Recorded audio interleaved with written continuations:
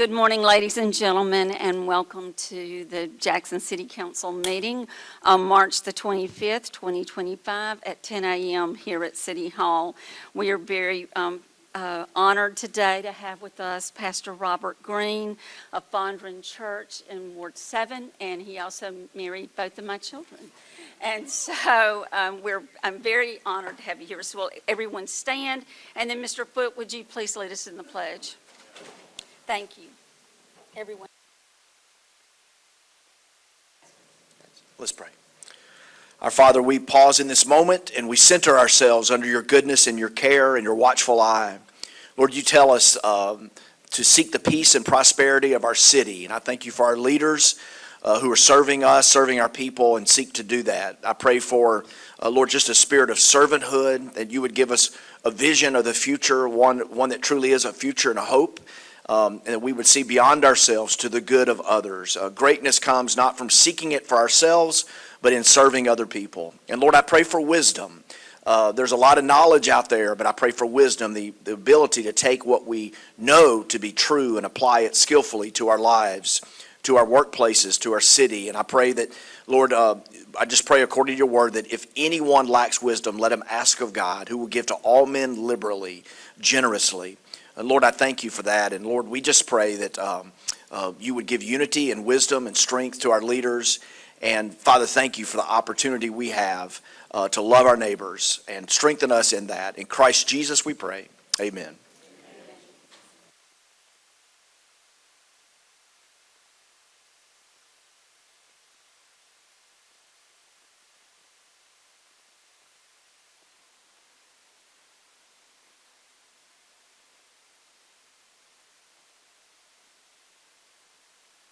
Thank you, and thank you, Pastor. We really appreciate your being here with us today.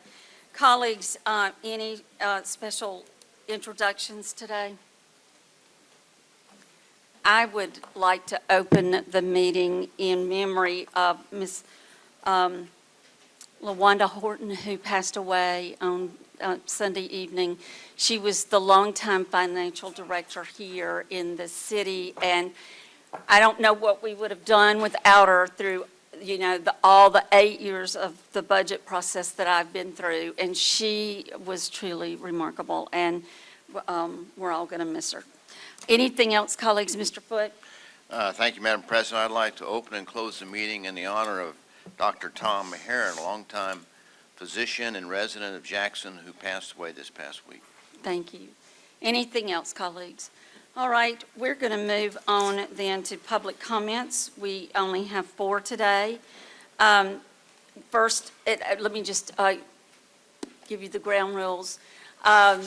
We ask that you come here to the microphone, make sure the green light is on, speak into the mic, state your name for the record before you begin speaking, and then also please kindly remember that you are allowed 3 minutes. You will get warning and then time's up from the clerk, and we ask that you be very respectful of those 3 minutes. All right, first we have Viola Watson.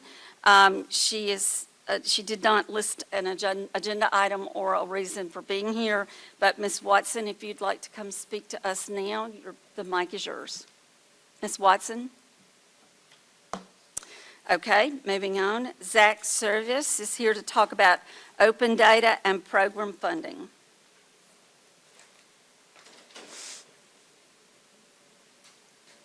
Hey, Zach Service, resident of Ward 3. So in 2016, 2015, 2016, let's pull up exactly the year. Mayor Tony Yarber, put out an executive order. I believe it was 2015 because it was Executive Order 2015-06. And that executive order established an open data policy in the city of Jackson. And it included, and most people don't know, you can go to that data portal. It's open.jacksonms.gov. And the executive order actually stipulated that there had to be a governance committee. It also stipulated that the data must be maintained regularly every year. However, that has not been done. As a matter of fact, there was 2 articles published in 2019 under Robert Blaine's directorship as CAO, that there was another facet of that they were supposed to unveil that would include finance data, and every city department is supposed to be putting their data in that portal. You can go on that portal right now. It has not been updated since 2018. There is no relevant data. There is no financial data that is relevant to 2024, 2025, 2023. And it is my understanding that we're paying somewhere around $90,000 a year for this, and nothing is being done with it. It's not updated. There's no real-time data. And that executive order has never been repealed. So the city is in violation of that executive order. So I want to not ask, but demand that y'all start using that portal, teach your directors how to use it, put the data that is relevant there so we can see what's being done with our tax dollars. Because it's the law of this city, and you are expected to comply with it. And again, if you guys want to see where that website that we pay for isn't being updated, it's open.jacksonms.gov. Thank you guys for your time. All right, thank you. Moving on, we have Jack, but wait, before we begin with the next person, let the record reflect, clerk, that we do have 6 council members present. Mr. Griselle is joining us online, all right? And also, Chelsea Chakosky, if you could please mute, we would appreciate that. Thank you. All right, Jacqueline Thomas is here to talk about identity theft. Ms. Thomas? Ms. Thomas? All right, we're moving on now to Precious Richardson. She's here to talk about housing issues. Welcome.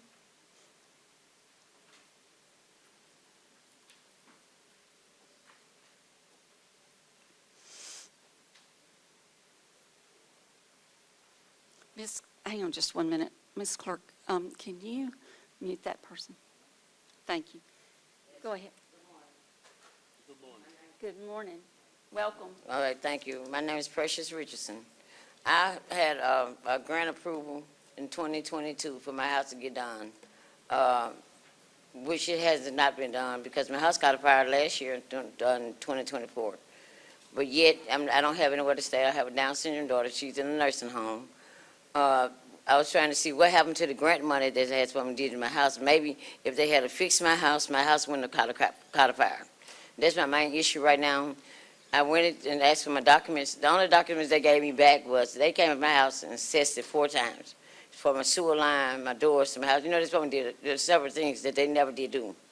So therefore, that's why I came here to talk to you all about that issue and see what can be done about it, because it's not fair to me nor my daughter. And I'm saying we out, I'm staying here and she's staying in a nursing home. So, you know, this has been a problem to me, and I came to address it to you all and see what can be done about it. Madam President. Yes, sir. Mr. Stokes. Thank you. Madam President, I sometimes when people come to City Hall, they are saying something and they think we understand. But what she's trying to say is that they had said they were going to approve her for her house, They did approve me. and that it never materialized. And since that time, the house caught on fire and everything else. And she's saying that when they approved her, if they had made the repairs, say they had done what they said they were going to do, none of the other things would have happened. Is that what you're saying? Yes, sir, I am certainly saying that, yes, sir. Mr. Stokes, thank you for that clarity. But when you're saying they, who are we talking about? House and division for Oh, the right, city. Okay. Yes, sir. Mr. Mayor, could we have some follow-up on this? Yeah, we can look into it. I'm still, forgive me, when I walked in the middle of you speaking, but I'm still trying to follow. Councilman Stokes, could you break it down really quickly Yeah. for me? They applied for a grant, I think her and her husband. No, I'm not my husband, me and my daughter, I'm just saying, we got approved for the city, we went through the Health to Green, and they sent it to the city of Jackson, and they approved me for the grant. Yeah, this is with like the And lead planning and program where development. they're I think doing so, and then they- repairs. Then they told her that they were gonna look at lead or something. Right, Ma'am, I right. know you talked to me, but I Yes, talked sir, I to so did, many. that's correct.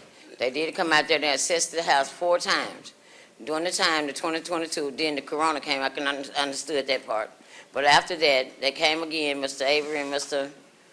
Jackson. But either though that, it didn't never get done. It never did get done.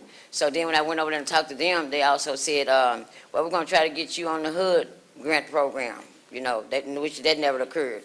So I'm trying to see right now, what y'all can do to help me for us, whatever I need to get done, my house still has not been fixed, no kind, it's got burnt. So I didn't have the money to get it done, and my insurance had lapsed. So therefore, I'm asking you all, if y'all can y'all help me get it done? Well, I will follow up. Is Chris, make sure that Mr. Gray gets your information over here in the corner. Yes, sir. And we'll follow up with planning and development to see how, the work that was already supposed to be done, Yes, sir. how we can assist with that. I will say that the city doesn't warrant that if something goes wrong prior to that, just with the house in its condition, or if anything happens, that we accept liability for that. But, I'm taking you as how can we help you, right? Yes, sir, yes, sir, And yes, sir. so let's get with Chris Gray so he can get your information. Yes, And sir. then we'll get with the Planning and Development Department to see what they can do to assist you, okay? Okay, I really That's appreciate Mr. you all. I'm sorry. That's Mr. Gray right there. Okay, and I really thank y'all here to the utmost. Thank y'all. Thank you, Thank you. ma'am. Thank you.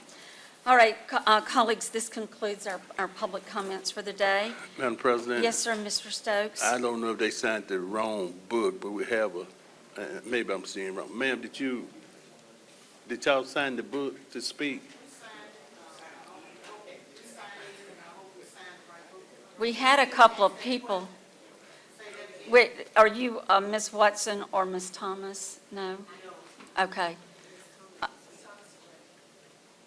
Oh, you got here, Ms. Thomas? You're Ms. Thomas? Or, I'm sorry. Oh, okay.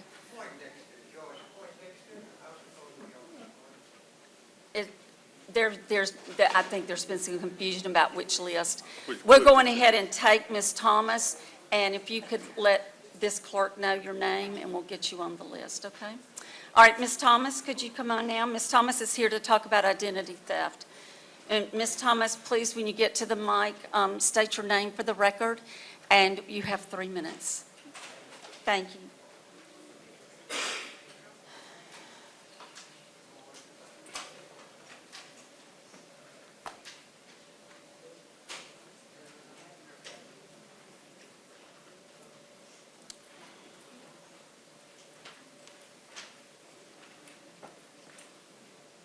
There's a gentleman right there, right behind you.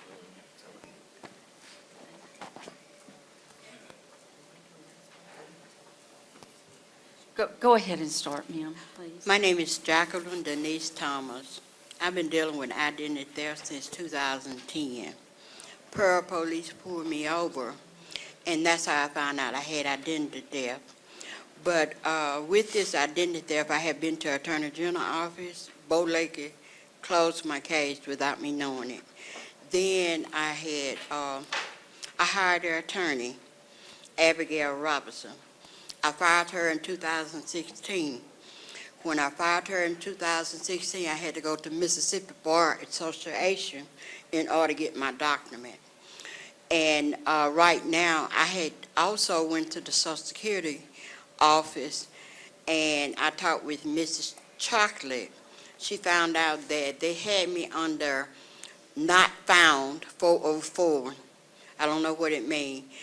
And also during everywhere that I have moved, that I have ADT systems set up in my house and outside my house. I have problem with anything pertaining to my name.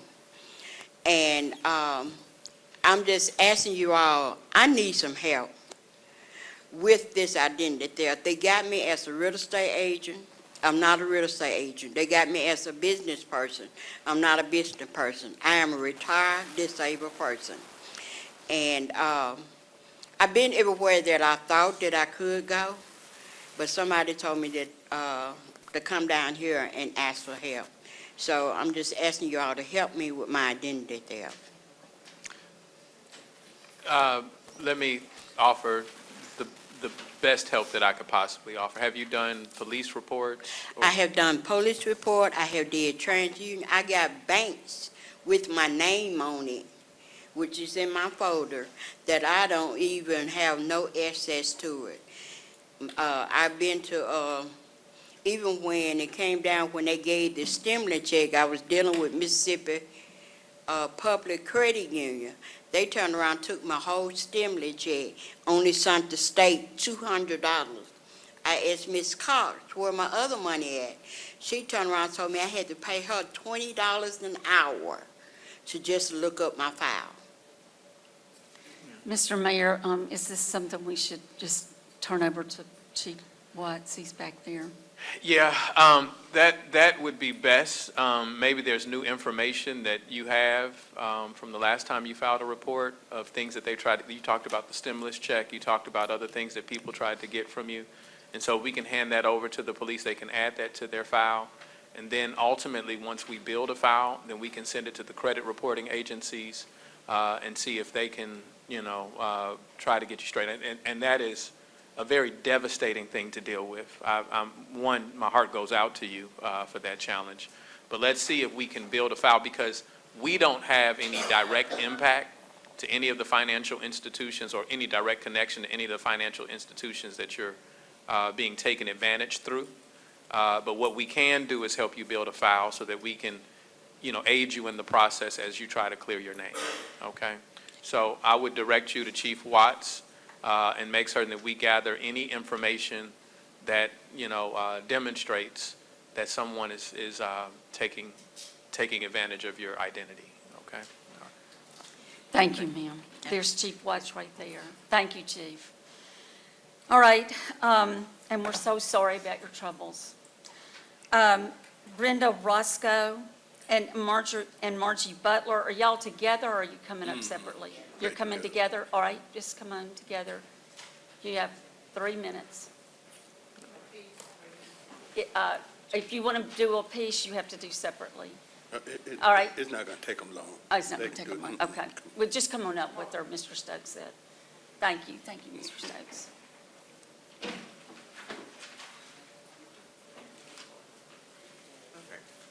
Good morning, my name is Margie Butler. I live on Douglas Ma'am, Avenue. if you don't mind, move the mic up a little bit so we can hear you I can- clearly. Okay, Thank you. okay. My name is Margie Butler, and I'm here because on Douglas Avenue, mine is 3819 Douglas, and the other one's 3815. That's where the problem comes in.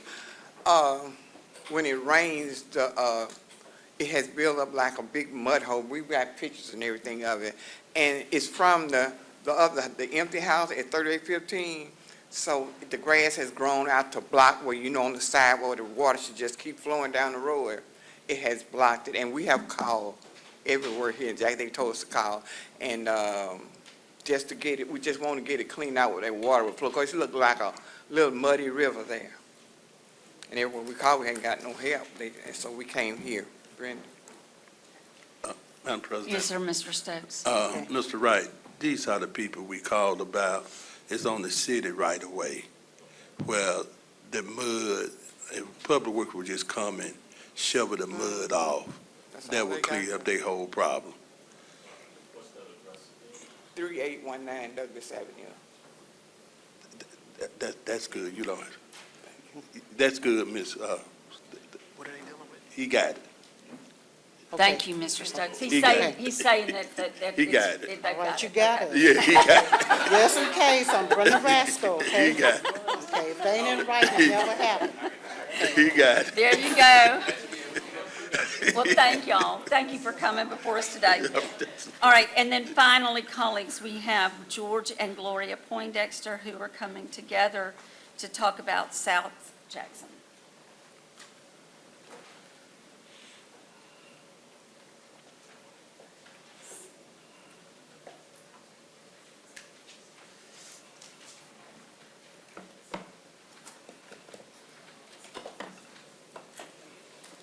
Welcome. Good morning, everyone.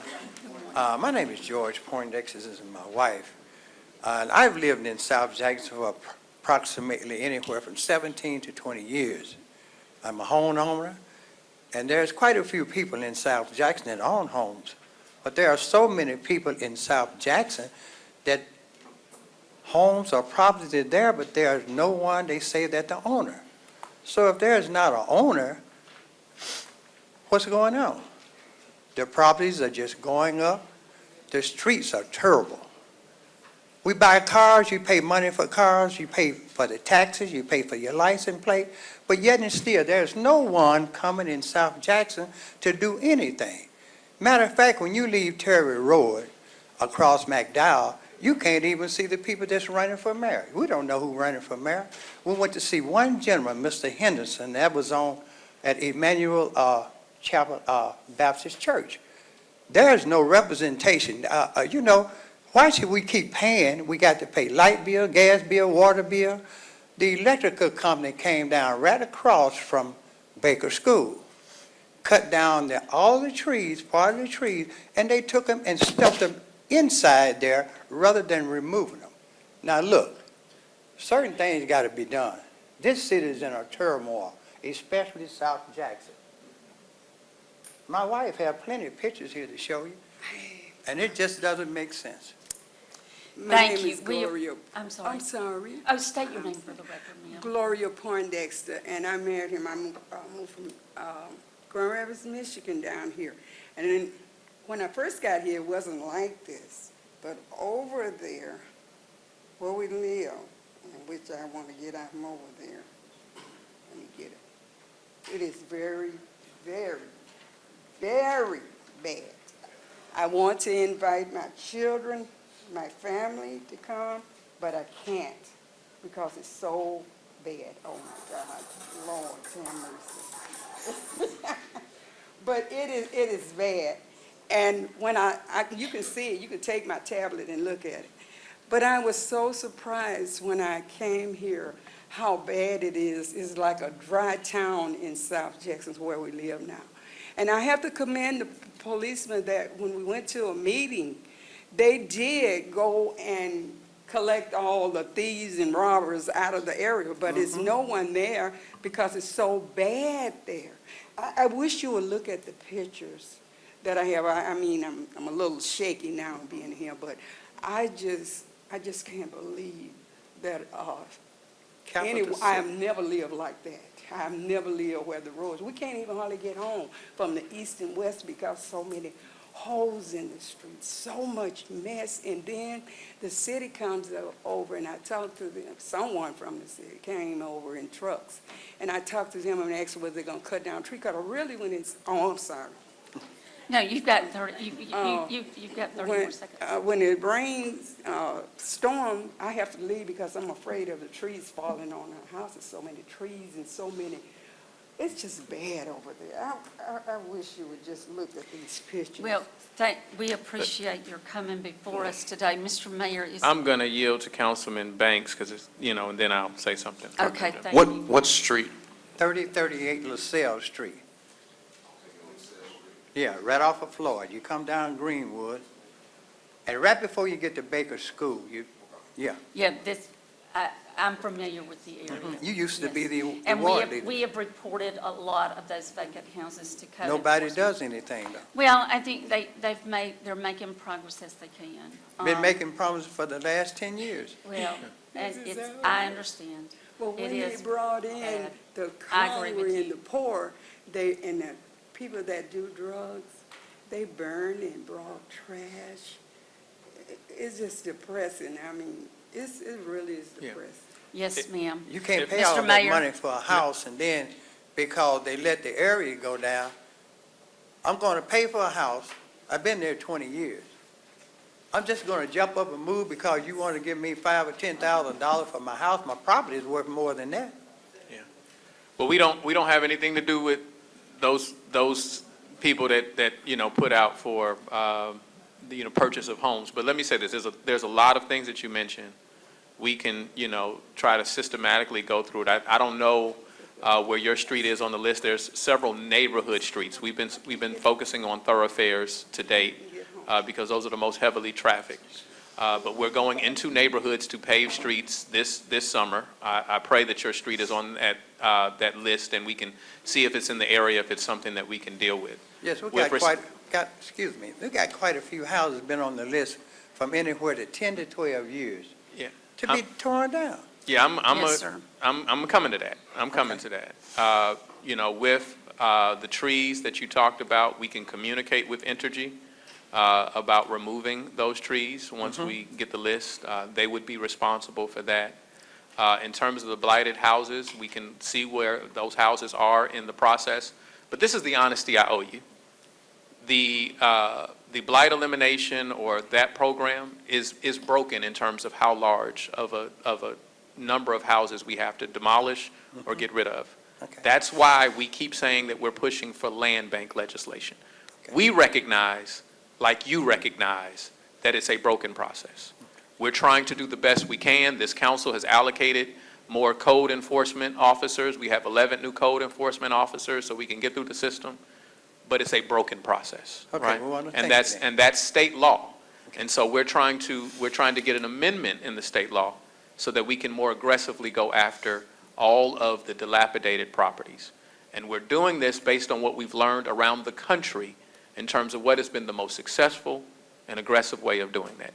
I think you said you're from Michigan, Yes, right? yes. I was born in Detroit. Let me say that. I've been here since I was 5, right? I was But- born in Hazelhurst, stayed 35 years in Michigan, and come back home and Well, Detroit's most successful effort to get rid of its dilapidated properties was through a land bank. Right. And so that's why we keep offering that, because we think that that'll be the most helpful. But that doesn't mean that we're not going to try everything that we can to bring you relief and make sure that your property value doesn't continue to decline because of what is around it. So Okay, we're going to give everything that we can to it. Madam President. Thank you, sir. Mr. Hartley? Yes, sir, thank you very much for coming. I just wanted to point out, I'm in Ward 5, I have a little portion of South Jackson, but the Association of South Jackson Neighborhoods right now has a pilot program where they're working with the code enforcement and police department, and they're going to target certain neighborhoods to see if their plan works. I would invite you to get in touch with Ernest Ward of the Association of South Jackson Neighborhoods. They have about 6 neighborhoods right now that are part of, again, this pilot project where they go in and try to clean up the ordinances or execute the ordinances. So that may be one route for you to take, and your neighborhood may be on that list.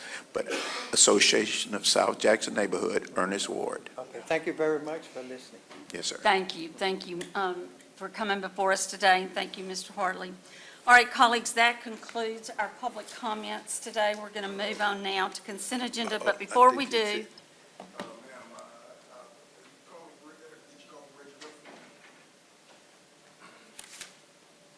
you're not on the list, sir.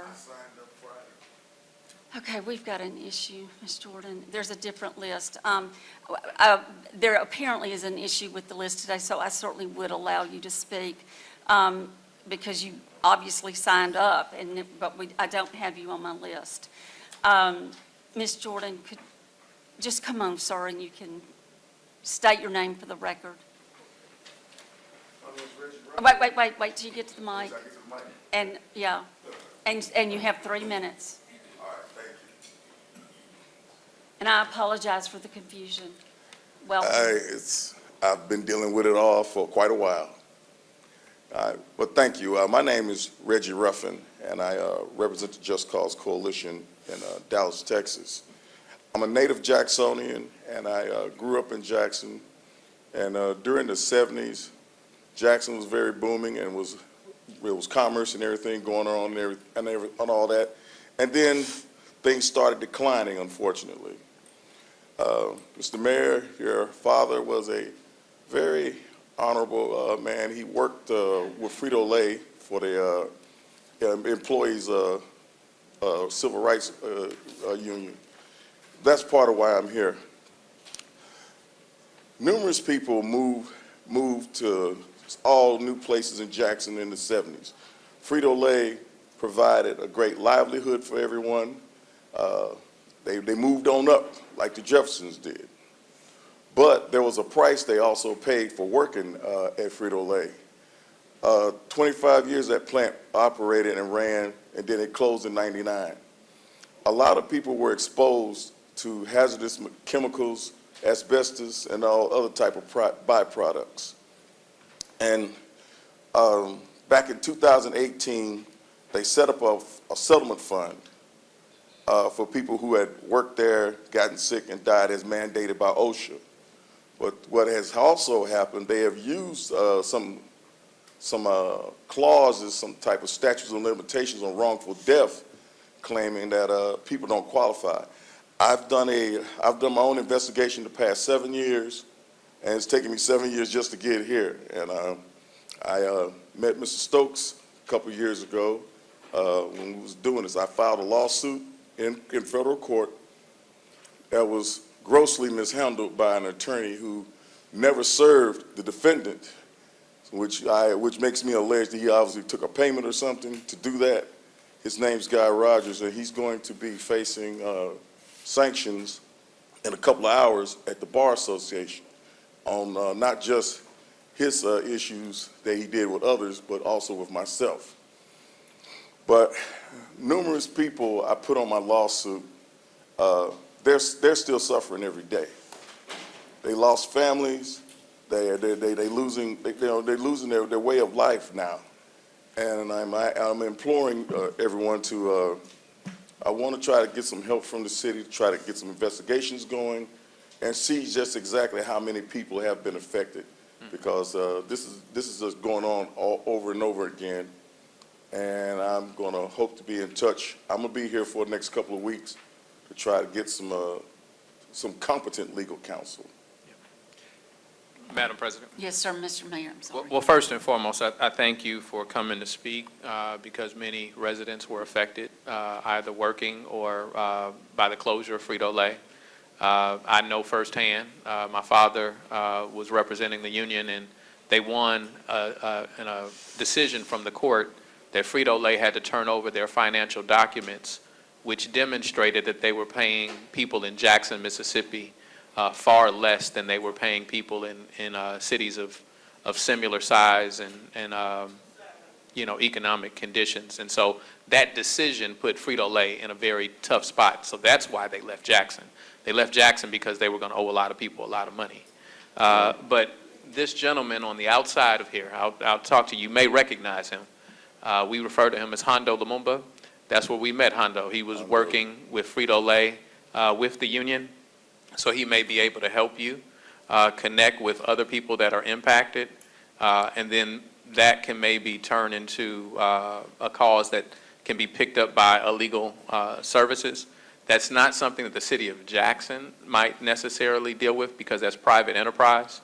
Now, certainly we can open up, we can look for a method that you can communicate with people to find out people who are affected in the city.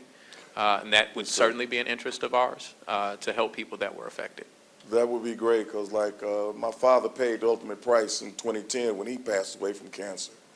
Mm-hmm. And, like I said, it's just been a list of people that worked there before, during, and after, and they didn't even know how they got cancer because some of them didn't even smoke. Chris, get Hondo. Yeah. Which just, that just makes the egregiousness even worse. Well, we appreciate your coming before us today, and the mayor has directed you to speak to Hondo Mr. Lumumba, Lumumba. and he's All right. back there. Yes. So thank you for coming before us today. We appreciate and it. thank you And for we're the sorry time. for all your troubles. You may know him as Irvin Bradley. Yes, as a matter of fact, I do. Okay. Yeah, speak with him. All right, thank you. Thank you. All right, colleagues, as far as I know, that's the last public comment. We're going to move on now to the consent agenda. Clerk? All matters listed under the consent agenda are considered to be routine by the city council and will be enacted by one motion in the form listed below. There will be no separate discussion of these items. If discussion is desired, that item will be removed from the consent agenda and considered separately. So moved. Second. A motion and a second. I'm assuming that no one needs to pull anything out, and so with that, all in favor?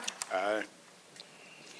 And let the record reflect, clerk, as well, that we have all 7 members on the dais at this point. How did you vote? Yes. Okay, all right, thank you. And so that was a vote of 7-0. All right, colleagues, we have 5 different ordinances to discuss today. First is an introduction of an ordinance. We will not need to vote on this one today. Clerk, item 7.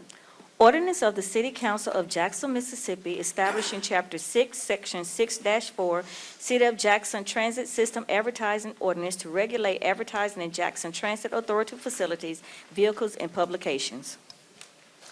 All right, colleagues, any questions or comments on this particular item? I think we did have I got a some question. discussion on it yesterday. Mr. Foote? I'm just curious, when selling advertising, I guess you'd hope to generate revenue. I was curious if they have any idea or goal of how much revenue they might generate by selling advertising through the different elements of the Jackson Transit Authority. Christine Welch, City of Jackson Transit Services. The City of Jackson has not advertised on any form of transit in 10 years, but we're constantly getting calls. But we did this ordinance so that, because you have nothing on the books that can govern what goes on and off of transit property. So the projected revenue right now, if we can get this passed and executed, may be low for this year, because we got to find a vendor to outsource to do the advertising. So you can't give me a ballpark figure? Like I said, when we were collecting 10 years ago, we could average $50,000 to $60,000 or more a year. Okay. All right. Mr. Mayor? Yeah, well, we can assure you it's going to be a 100% increase from where we've been. And the state of our bus shelters and all those things were in such poor condition that nobody wants to advertise on a bus shelter. So the fact that we've now invested in new bus shelters and new buses gives us a new opportunity to try to generate revenue. So. Mr. Stokes? Thank you. I guess legal had to guide us on this. Could we not have an ordinance that a certain percentage of the revenue could be used for benches? Something where people can sit down. It's alarming. It's awful to see people leaning on the pole, sitting on the ground, as I say, sitting on the dirt. And we keep talking about we need to do something.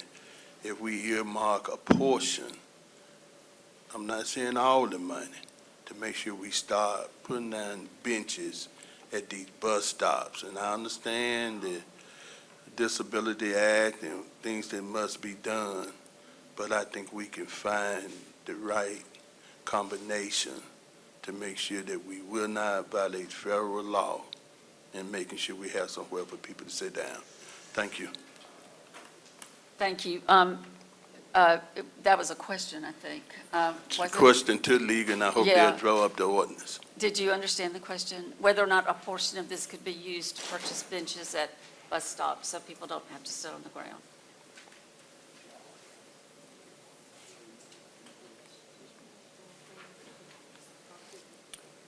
Drew Martin, City Attorney. The short answer is, I don't know that you need an ordinance. We'll look at it if you'd like for us to.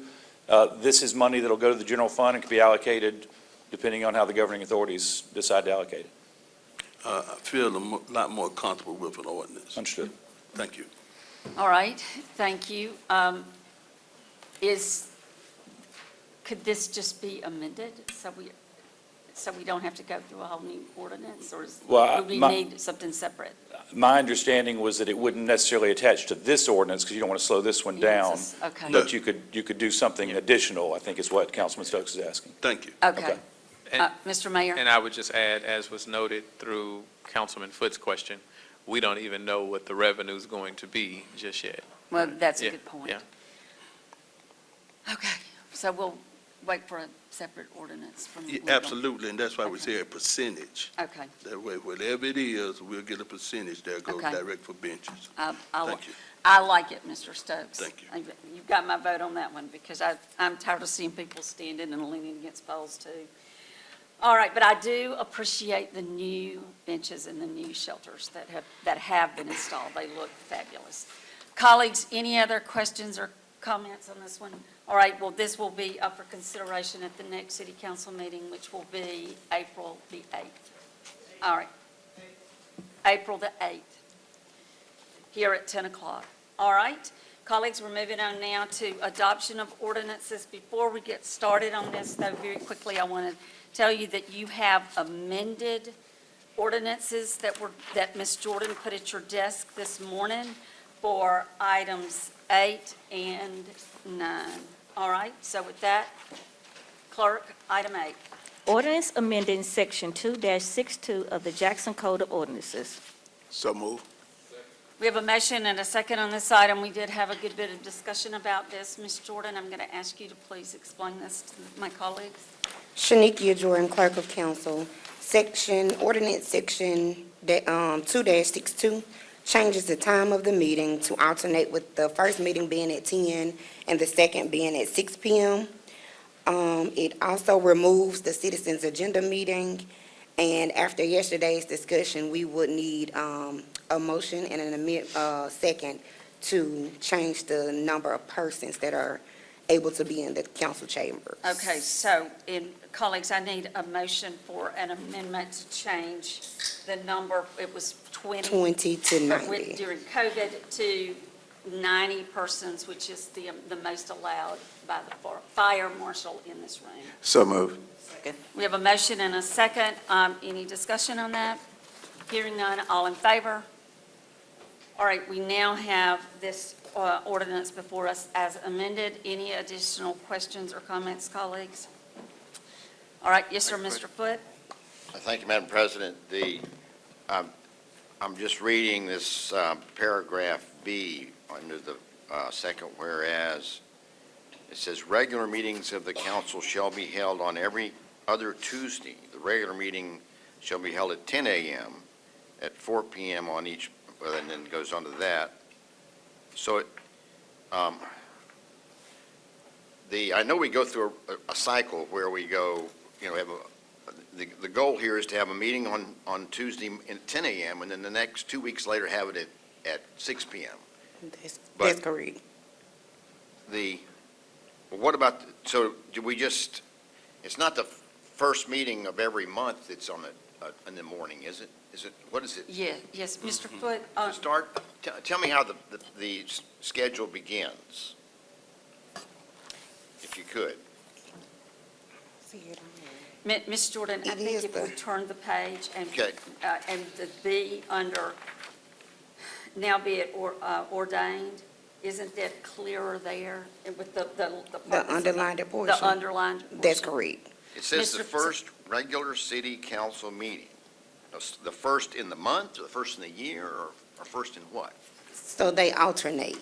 Well, I know they alternate, but the first, there's the first meeting ever held, it's not going to be the first meeting ever held. So is it the first meeting of the fiscal year, of the calendar year, or the first meeting of the month? Of the month, okay. That's correct.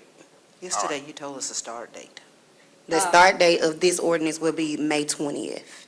May 20th. So then we'll have come June, we'll meet at the first meeting will be in the morning. That's correct.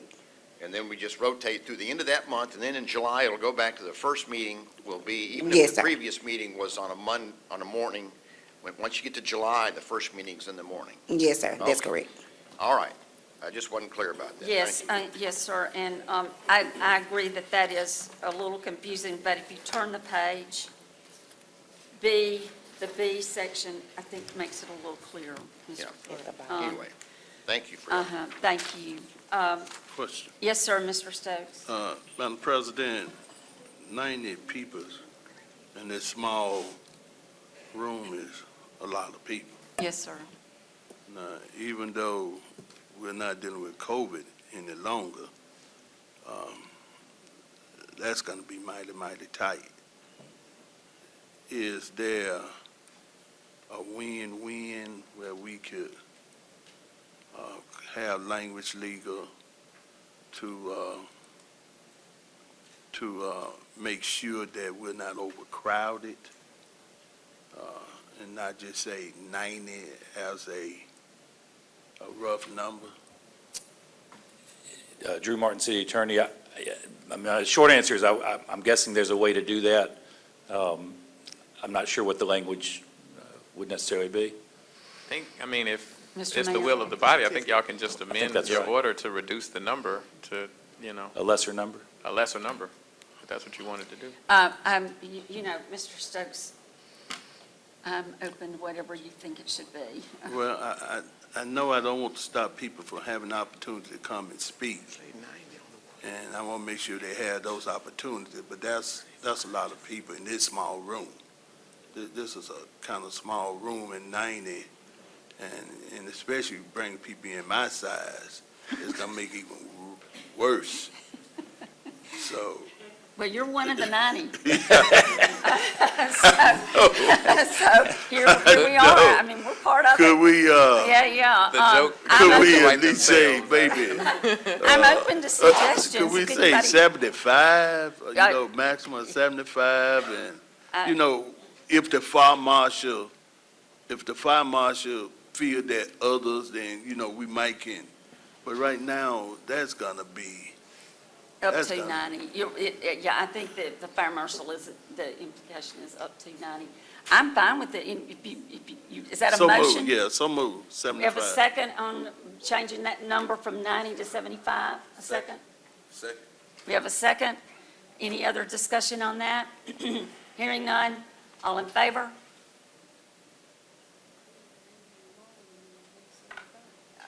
Opposed? I'm not opposed, I just have a question. Yes, okay. You gonna change the wall to say Yeah. 75 now? Yeah, Ms. Jordan? I think the 75 is determined by the fire marshal based on what the capacity can be without there being a risk. Well, he said That's 90. 90 is, right. No, I mean, 90 on the wall, Yeah. is established by the fire marshal in terms of what they think is acceptable based on safety standards. Now, who you want in here based on overcrowding or what's comfortable, then that's up to y'all. 75. Okay, so I'm going to call for the vote again. All in favor of 75?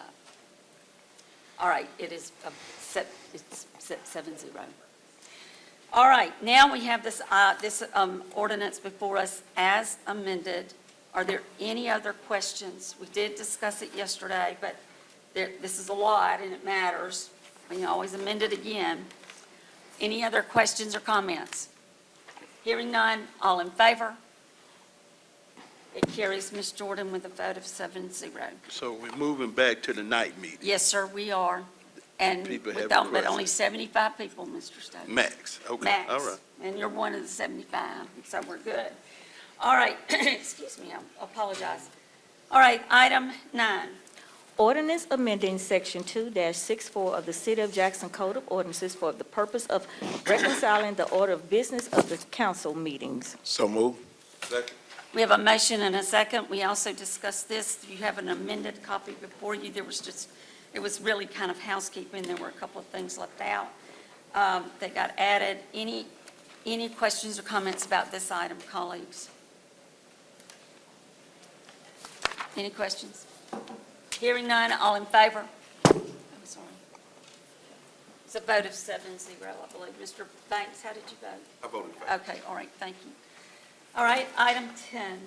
Ordinance of the City Council of Jackson, Mississippi, amending Article 3, Officers and Employees, Division 1, creating Section 172 of the Code of Ordinances of the City of Jackson, Mississippi, establishing a post-employment restriction for the City of Jackson employees regarding employment with city vendors or contractors. So move.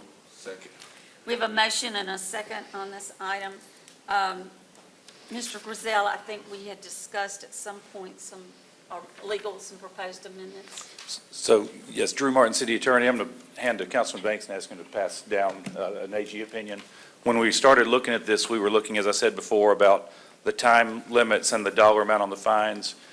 In doing that research, we found an Attorney General opinion from 2002 in which the town of Pass Christian was looking at passing an ordinance pretty similar to what Councilman Griselle has proposed. The AG, they asked for an AG opinion to make sure that they weren't running afoul of state law while doing so. And the Attorney General's opinion essentially says that because this is an area of law that's already governed by state law, that municipalities cannot pass ordinances governing the same issue. So that's an Attorney General opinion. As you know, that's not binding, but it is persuasive and provides protection when we follow them. But what I would say is the Attorney General's advice is that this is already covered by the state ordinance, so we sent, state law, excuse me, that we sent previously, and that cities are without jurisdiction to modify that. Mr. Banks? Yeah, thank you, Attorney Martin. And I've heard this before, but we also have a practice where we have passed ordinances that are similar, but as long as, from my understanding, as long as we did not exceed the authority of the state. And that's where that's the viewpoint from which we were researching it, because that's been my understanding as well, and we clearly do have ordinances that do that. Okay. So would it be safe to say that we could just do it just to reinforce, as long as we don't exceed the authority of the state or the punishment that the state sets thereof? My best guess, and it's only a guess because it is different than what the AG opinion would say, my best guess is that as long as the city does not pass rules, ordinances that are more restrictive than state law on the same subject, that there would at least be no harm committed. Okay. Okay, Mr. Mayor? Yeah, I would, my opinion would double down on that. I mean, if we merely echo what the law is, then what would be the value in taking us to court for something that's going to be the law anyway? But my question is, how restrictive is the state law at this moment in time? I just am not. I actually emailed the statute out a week or two ago. I did not bring a copy with me today. I can pull it before we're done, but I think it's 1 year. But it governs a couple different things, a couple different ways. So you don't know what the penalties are off the top of your head? Now, the penalty is the $10,000, up to $10,000 fine is in the state statute. Okay. Question. Okay, Mr. Griselle was next. Mr. Griselle? Well, I do believe that we need something on our books to address this because we've had too many instances of this happening over the years.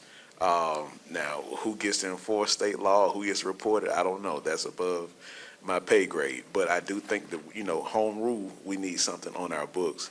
And colleagues, I'm very open to amending this with respect to what the state statute says to make sure that we're not going beyond that scope. But we do need something on our books. If that's the case, and if that's the will of the body, what I would suggest is that we amend the ordinance to exactly model the state law and pass it that way. Let's do it. Okay, Mr. Mayor, and then, wait, I'm sorry, I've lost track. Mr. Stokes? Thank you. Mr. Martin, I thought we had some years ago passed this item and it mirrored state law. I don't know, I know maybe got lost somewhere, but the thing that the city tried to do years ago was to make sure we all followed similar things with the federal government. And the state can't create anything that exceeds the federal law, like we can't create anything that exceeds state law. But I think the overall goal was to make sure that people are not rewarded wrongfully by working in government and getting outside of government and doing things that would enrich them. So I think it's a great ordinance, but I thought we had already passed. But if we haven't, and if we did and we can't find, let's repass so that we can set some boundaries about once you work for the city, you can't go tomorrow. If you start working for the city today, you can't go tomorrow and get enriched. So I think that's what the councilman trying to get approved. Sure. But it's a federal law, just like a state law, and we need some on the book for the city. The statute is 21-17-5. Okay, Mr. Foote? Okay, I want to make sure I understand on this prohibition here as part of this. Talks about no former city employee shall engage in employment with a contractor or whatever, who has a contract with the city of Jackson for a period of 5 consecutive years, following the employee's separation from the city employment. So the 5 years has to do with how long the contract is. But, so if a city employee gets fired, does that mean let's say they're in something like construction or something, then does that mean if they get fired by the city, separation, that means they can't go to work for a construction firm? I'm just, Mr. Foote, separation can also be voluntary. They can well, resign. I realize that, but I'm Yes. just saying, I was just thinking in terms of somebody who leaves the city not intentionally. We don't want them to not be able to find a job in the area of expertise.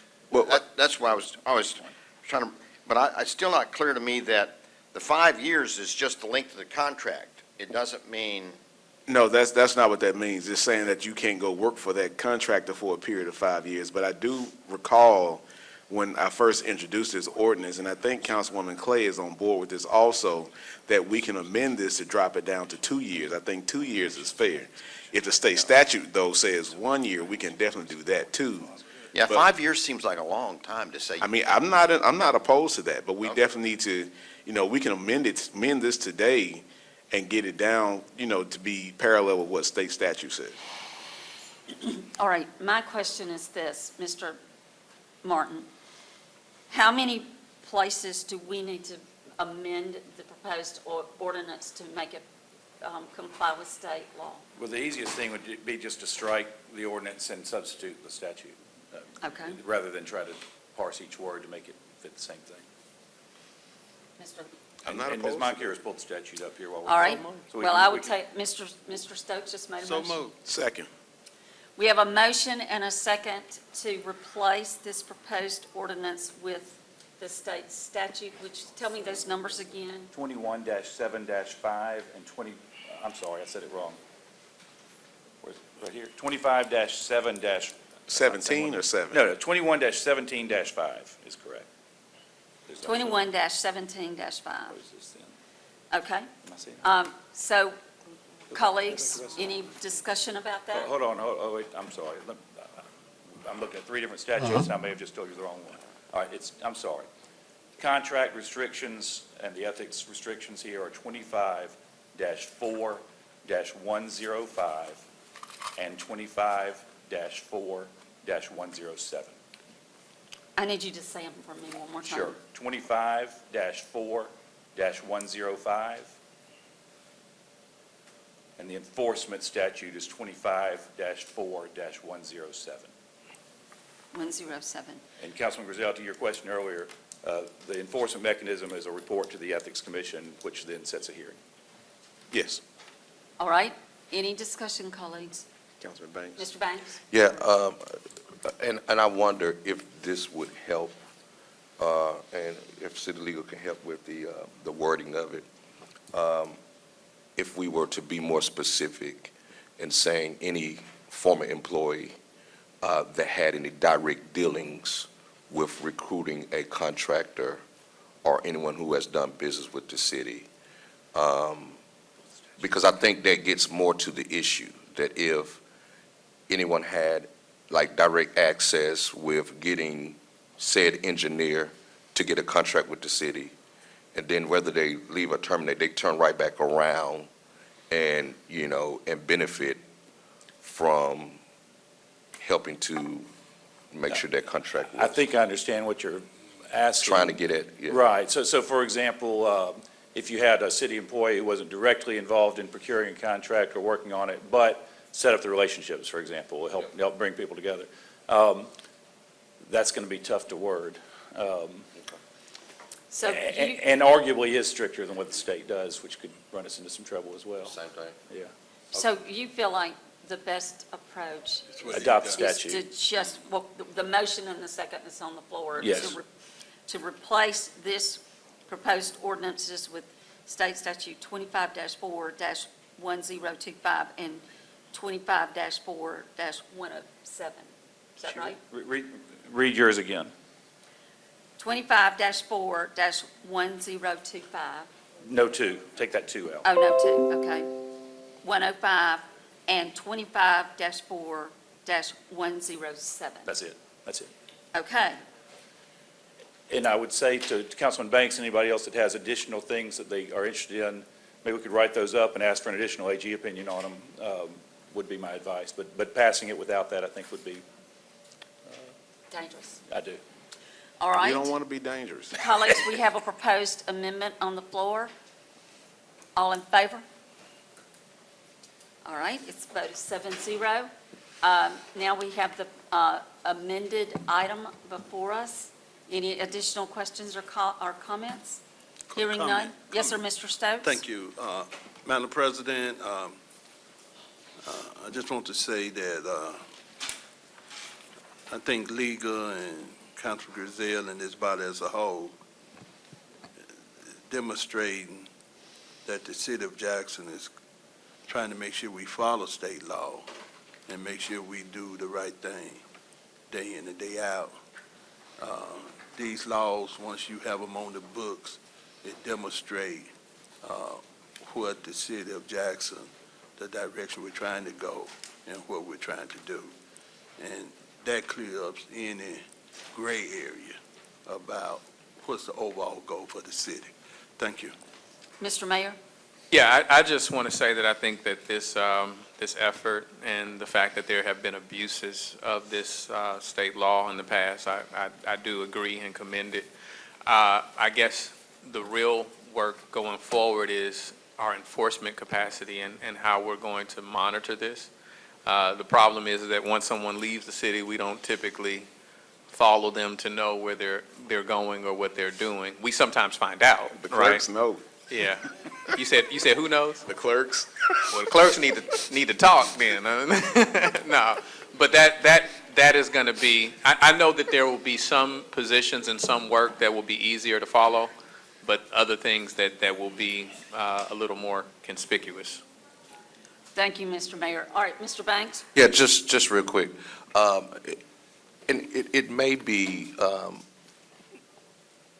better for us to deal with this as a policy within personnel or human resources, that when people in certain places get hired, it is a part of their contractual, or it is a part of their agreement, their hiring agreement.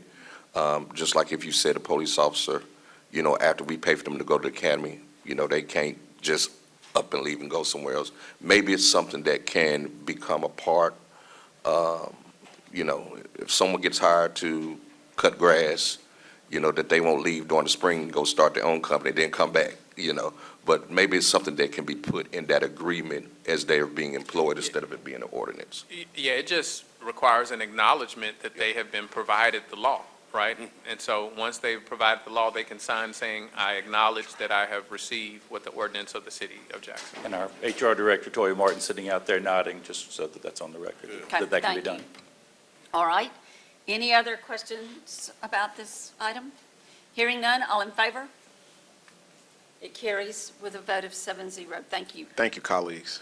Thank you, Mr. Griselle. Item 11. Ordinance of the City Council of Jackson, Mississippi requiring nightclub security guards to complete an 8-hour orientation course provided by the Jackson Police Department. So move. Second. We have a motion and a second. Did you get that? We had a lot. Mr. Hartley, I'm going to turn it over to you so you can explain this to us. Yes, this ordinance came out of I have and had several clubs in my community. A lot of times we have noise, litter, we have loud music, disorderly conduct, and so forth. And the first person that's going to be there to help control and enforce the city ordinances are the security personnel that are there for the club and set themselves. And so this is introducing a requirement that those personnel have at least some orientation from Jackson Police Department. And the thing is, the Jackson Police Department has a wealth of experience, education, that they can help the business with. Now, the benefits is to the community, obviously, because there's a better relationship. The benefit also is to the patrons of the club. They can hopefully be in a safer environment with more coordinated security. Benefit is also to JPD. Perhaps if security personnel can help prevent some issues, then JPD may not have, our resources for JPD may not have to intervene. So, and also for the business itself. if certain things happen at the club, then they're open to lawsuits, bad press, and everything. So that's the objective of this mandatory orientation. Now, our goal is to get the corporation.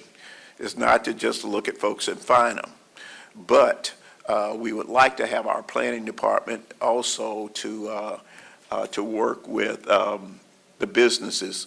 If you're going to apply to have a license as a nightclub, you need to know that now this is a requirement. So if we can add that to any type of checklist or something when prospective business owners are coming up. And Thank that said, you, I will Mr. open up to any questions. Mr. Hartley, thank you. And we did have a great discussion on this yesterday, and the chief was here. And so, y'all, if you have any questions of the chief, he's again here. Mr. Stokes and then Mr. Banks. Thank you so much, Madam President. I want to first start off by thanking Councilman Hartley for this ordinance. We had several months ago a mother who came into this council chamber asking for help. A security guard shot her daughter 6 times in the chest at a city park, left a nightclub, followed them, and then he gonna leave the state.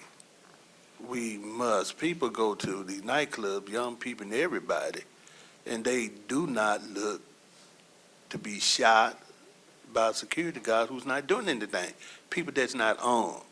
We got to have the police to train some of these security guards, let them know, because some of these nightclubs getting crackheads and everything else. They say you the security guard and have a gun. Once they realize this police department is not gonna play these kind of games, you need legitimate security and security guards, then things will change. Because it might be your child, your grandchild, anybody loved one who might go to might go to a nightclub just to relax and end up with the death penalty. So somebody might kill them. So that's why it's so important that this ordinance that Councilmember Hartley is introducing is something we can pass. Somebody told me about Club Anonymous in my ward. I didn't know anything about it. They've been shot or killed there the last, month, 2 or 3 times. I'm going to know. I don't go to Club Anonymous. So that's why, Chief, we're so glad for what you're doing. And Councilman Hartley, we're so glad for what you're doing because we're going to save some people's lives. Thank you. Mr. Banks? Yeah, just, first of all, I want to say thank you to Councilman Hartley, too. I think that this is a real good ordinance. I also think that, in the perfect world, Chief, I believe what you would like to see is our reserve officers being back mobilized and being able to do some of these things, and I know that there could be conversations, about additional training. Let me ask this question. How many hours is it for reserve unit training, our reserve officer training now? Joseph It's Wade, minimum standards, right? yeah, Joseph Wade, Chief of Police, actually they receive half of what a certified law enforcement officer receives.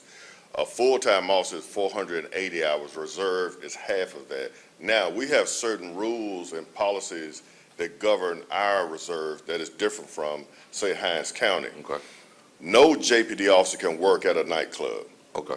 No JPD officer. So in an off-duty capacity or any capacity, can they work off-duty at a nightclub or on duty at a nightclub? Our reserve unit, they get their training, they get their in-service hours, but that's not what they're designed to do. They are, help us with patrol events and also special events like the parade and stuff like that. This ordinance, I fully support it. Thank you, sir. It's a tool to put into our toolbox. What we're faced with most of the time when we go to these nightclubs is a guy with a T-shirt with security on it and a gun. You don't know nothing about nothing, right? We have to be honest about That's that. right. They can't pull surveillance footage. They just got a gun, and sometimes the gun is stolen. There's no background check done on these people. They could be convicted felons. So it's a huge, huge issue They do not know how to de-escalate situations. They actually escalate situations. And also, they don't know how to use the weapon that they have on their side. They've not been certified, they've not been trained. So this will help us out tremendously when we talk about those nightclubs. Thank you, Chief. Mr.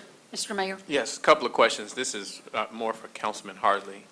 And forgive me, I don't have it in front of me. Does the ordinance, it's on this pad here, does the ordinance incorporate a fee to be paid to? That was going to be my next. Yes, it does. It's, Because we want to compensate their well, time. I'm sorry. And their No, it doesn't.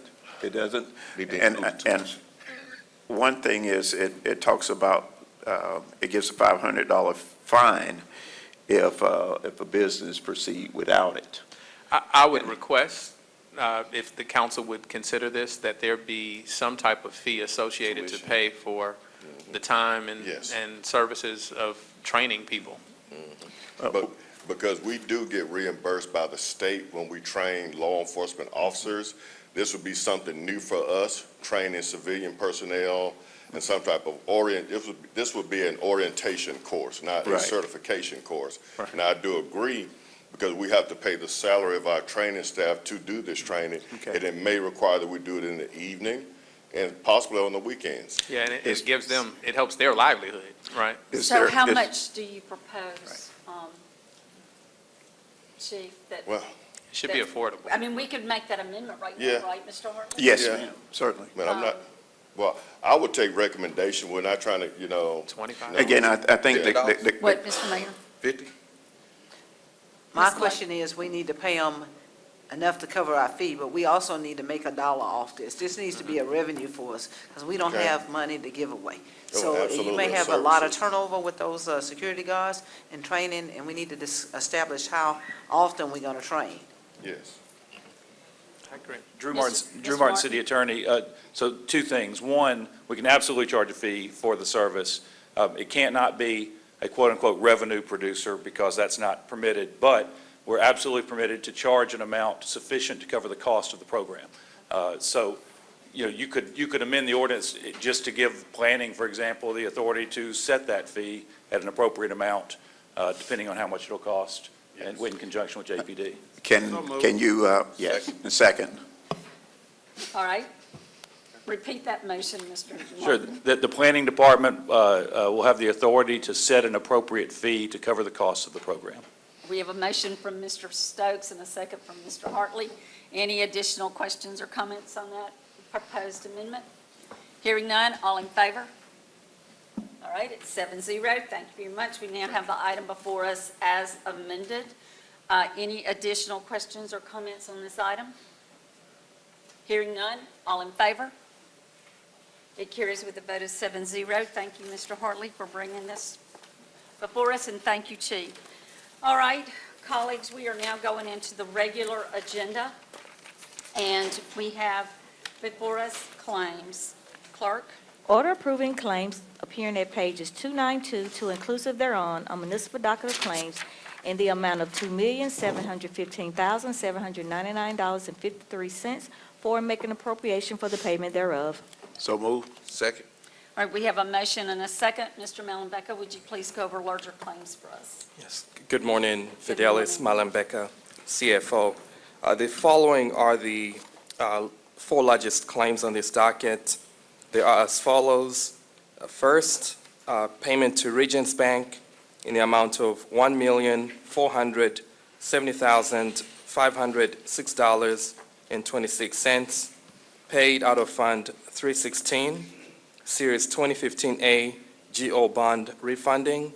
This is the payment for principal and interest due May 2025.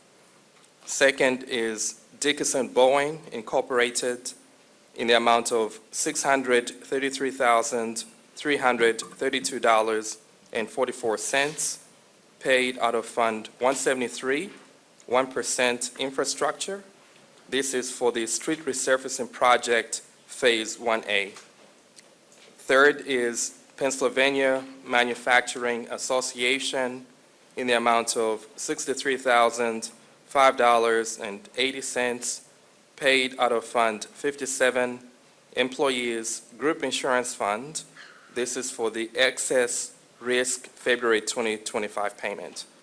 And the fourth is Metrics Solutions LLC in the amount of $44,008.80, paid out of Fund 4, Technology Fund. This is for computer software, Adobe licensing. Okay, thank you very much. Colleagues, any questions about claims? All right, hearing none, all in favor? Opposed? Carries with a vote of 4-3. Thank you. We're moving on now to payroll, item 13. Order approving gross payroll, including payroll deduction claims number 315162, and making appropriation for the payment thereof. So moved. Second. We have a motion and a second. Any questions, comments? Hearing none, all in favor? Carries with a vote of 7-0. Thank you, colleagues. Item 14. Order amending the City of Jackson pay plan to change the range of deputy city clerk from range 20 to range 25, and senior deputy city clerk from 23 to range 27. So moved. Second. All right, we have a motion and a second on this item. Colleagues, any questions or comments? Question. Yes, sir, Mr. Stokes? Are we saying this is for clerk of council people, regular clerk, what? Toya Martin, Director of HR. No, this is for the city clerk's office, Angela Harris's office. Okay. Are they parallel to the clerk of council?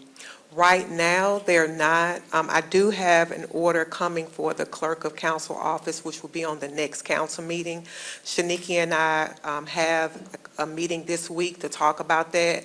That council order should come before you all next week, where they should be parallel. They will stay parallel, right? Yes, All right, thank you. that's the recommendation. That will be the recommendation that will come before you all. Thank you. You're welcome. All right. I'm wondering if we shouldn't wait and do them both at the same time. Okay, colleagues, any other questions or comments? Hearing none, all in favor? Opposed? Abstain. All right, it carries with a vote of 5 to 2, I'm sorry, 5 in favor with 2 abstaining. Thank you very much. All right, colleagues, we're moving to item 15. Order ratifying the transfer of Duke K-9 to Aldrich Harvey, a certified law enforcement officer. So moved. Second. We have a motion and a second on this item. Any comments or questions, colleagues? I got a question. Yes, sir, Mr. Foote? I love these police dogs. I was curious how many years of service that Duke put in before he's now, I guess, retiring. Yes, Joseph Wade, Chief of Police. Duke has given us 8 years of service. All right. 8 years of service. His handler, Aldrich Harvey, just recently retired. We attempted to get another year or 2 out of Duke, but he was handler dependent. He would not accept another handler, so we've decided to retire him and celebrate his great service to the city of Jackson. It's a heartstrings. So how many dogs does that leave you with then? We currently have 3 left, and we're going to start the process to replace Duke. Okay, thank you. Good, thank you. Mr. Hartley? Yes, Chief, please pass along our sincere gratitude to both the handler and the officer, Officer K-9. Yes. I would say, and also just to make mention of, I appreciate last night's. We had a full class of CPA? Yeah, CPA, and they graduated, Citizens Police. Yes. They graduated your course, and it's a wonderful ceremony. Thank you, sir. Thank you. Thank you. Any other questions? Yes. Mr. Stokes? Thank you. Chief, can we not still use money that we seize from drug dealers to buy a dog? That's the plan. Yes, that is the plan, to use asset forfeiture monies. We're in the process of trying to draw those monies down that have been seized. But that's the plan. These dogs are very expensive. The last one that we purchased last year, Orion, he was $18,000. But he's a multi-purpose dog. He does it all. So these are Belgian Malinois. I'm very excited about that. So our plan is to purchase them with asset forfeiture monies. Thank you. All right, thank you. All right, colleagues, and if there's no, are there any other questions or comments? Hearing none, all in favor? Carries with a vote of 7-0. Thank you very much, and thank you, Chief. All right, item 16. Order authorizing the payment of $100 to the American Board of Criminalistics, ABC, for the annual certification maintenance fee for the period of March 1st, 2025 through March 1st, 2026. So moved. Second. All right, we have a motion and a second on this item. Any questions or comments? Comment. Yes, Mr. Stokes? Thank you, Chief. I just want to say, job well done. Thank you. I know, I never participated in the parade before, and I did Saturday. And Yes. there were police officers everywhere. And everybody felt safe. And I don't remember the whole route with so many people, but I don't think where the situation happened was even part of the parade No, route. it was not. It was not. And it was several hours after the parade. We had 84 Jackson police officers working that parade, along with our state partners, our federal partners. We had it locked down, including school buses, large fire trucks. It was locked down. So very unfortunate, but wanted to make sure there was no type of domestic terrorism acts here in the city of Jackson. And that, to that regard, it was a success. Well, I just want the record to reflect, I was there. Yes. And I saw y'all present. I didn't get a chance to come shake your hand personally. I was in the thing, but I did get a chance to see Chief Watts and others.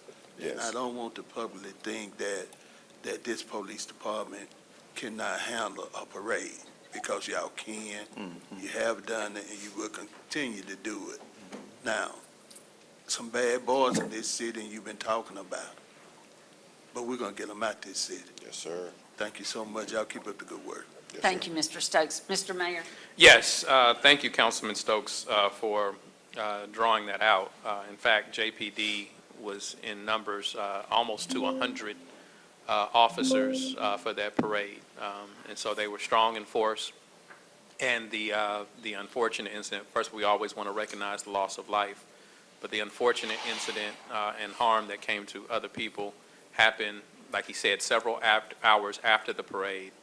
And JPD, while it is no longer their primary jurisdiction, you should know that they not only assisted Capitol Police after the incident took place, JPD officers showed as much compassion as to drive people to the hospital when there was not enough ambulatory trucks available at that time. So I want to commend you, Chief, and the men and women of the Jackson Police Department for going above and beyond to protect life.